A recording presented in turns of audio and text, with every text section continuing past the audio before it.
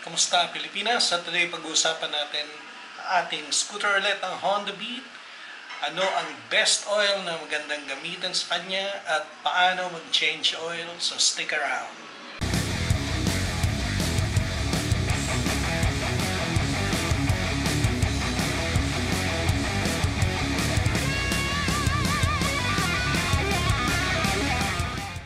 Welcome back to the channel again, Pilipinas. So today pag-uusapan natin ang best oil na pwedeng gamitin sa Honda Beat scooter natin.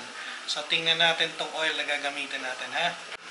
So ano nga ba ang best oil na mas magandang gamitin sa Honda Beat? Okay? Ako personally, hindi naman ako brand specific. So, pero may sinusunod akong standard. I always follow the owner's manual indications kung ano nakalagay na rating. Like I said, hindi ako brand specific. Hindi rin naman ako binayaran ng Repsol para gawin to. Ito lang kasi ang available in the market ngayon, at least dito sa amin, na nabili ko. Kaya ito, sakto. Okay? So it's up to you anong brand ang gusto nyong gamitin o feel nyong gamitin, as long as sakto yung rating, recommended rating para sa scooter natin. Okay? Now, yung reason bakit kailangan natin sundin yung rating recommended sa owner's manual, kasi yun yung dinassign ng mga engineers, no, na eksaktong rating or labnaw or lapot ng oil para pumasok dun sa ultimong pinakamaliliit, no, na area ng makina natin.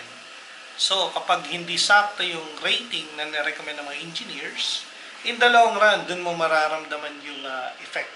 No? Minsan naglo-lose compression ka, minsan mabilis uminit yung makina, mga ganun. Pero matagal, mga years. No? Hindi mo basta-basta mararamdaman yan kapag nilagay mo yung maling rating sa motor mo. Okay? Mga long-term use, dun pumapasok yung epekto nun.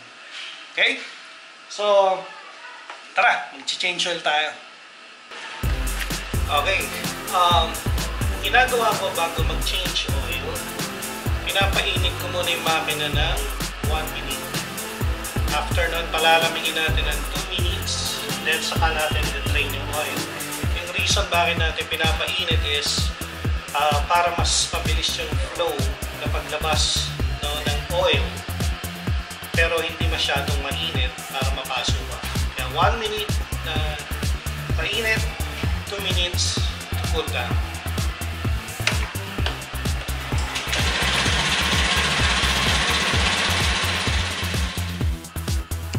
Okay, so napainit na natin siya ng 1 minute and then 2 minutes na cool down. So tingnan natin, no, ang mga gagamitin natin para mag-change oil. Ito lang kailangan mo, yung bucket na yan para sa oil, and 12mm wrench. Yan, para sa nut. Okay, titingnan natin kung saan yung nut. No? Okay, yung nut makikita nyo dito sa gilid. Ito yung pipe, ito yung fan natin, pupunta ka lang sa ilalim, ano makikita nyo yan. Papakita ko sa inyo saan yung nut. Yan yung nut. Yan yung nut na tatanggalin natin. Okay?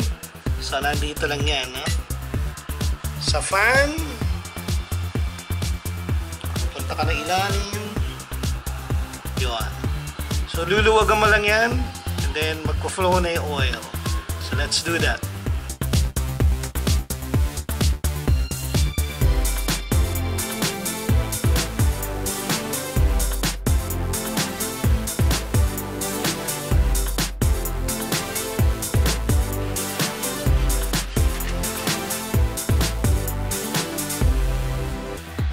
Okay, so na-drain na rin yung oil. Babalik na natin yung nut.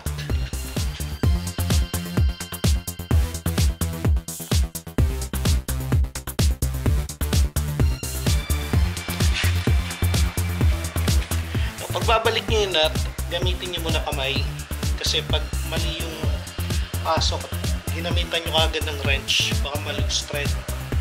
So pag mahigpit na, saka natin gagamitan ng wrench, pero wag masyadong mahigpit na para hindi masira naman yung oil seal.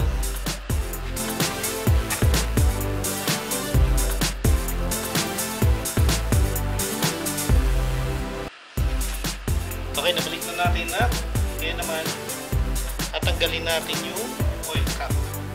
Okay, ito yung oil cap. Ako, ginagamit ko rito sa pag-igpit at pagtanggal kamay lang.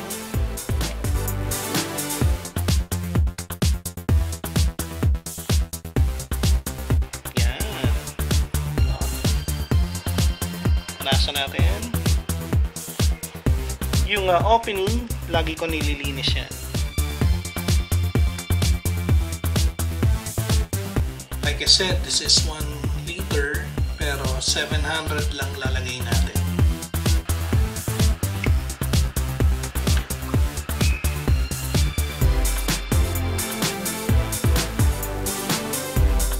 Ang karamihang oil bottle merong milliliter indicator.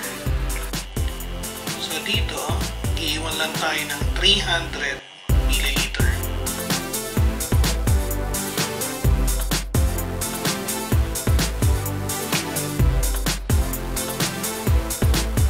Ang reason kung bakit sinusukat natin at dapat tama lang at huwag sobrang oil.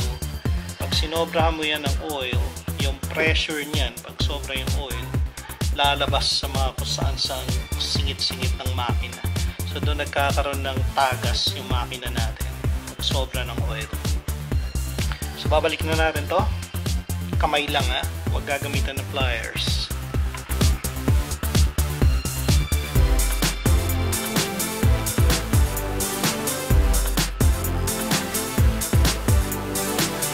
And we're done.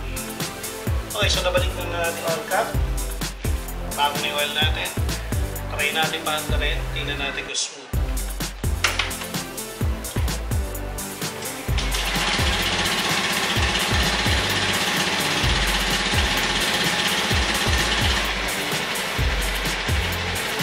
Basta tahimik yan.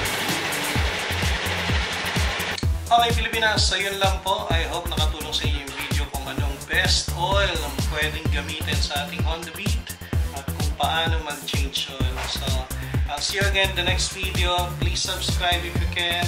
Salamat!